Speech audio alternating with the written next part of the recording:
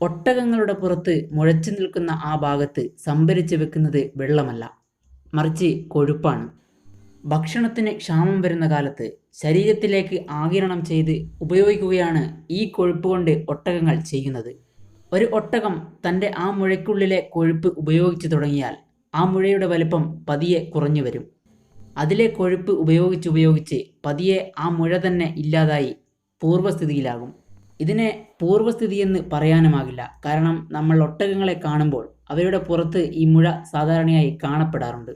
വെള്ളം സംഭരിക്കാനല്ല ഈ മുഴകൾ ഉപയോഗിക്കുന്നതെന്ന് മനസ്സിലായി. യഥാർത്ഥത്തിൽ വെള്ളം കുടിക്കാതെ ഒട്ടകങ്ങൾക്ക് കുറച്ചധികം കാലം ജീവിക്കാനാകും. അതിനായി അവർ ചെയ്യുന്നത് ഒറ്റയടിക്ക് ഒരുപാട് വെള്ളം കുടിക്കുകയാണ്. 20 ഗാലണോളം വെള്ളം ഒരു ഒട്ടകം ഒറ്റയടിക്ക് കുടിക്കും.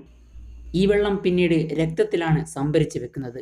അതുകൊണ്ടാവാം ഒട്ടകങ്ങൾക്ക് ഒരുപാട് കാലം വെള്ളം കുടിക്കാതെ ജീവിക്കാൻ കഴിയുന്നത്.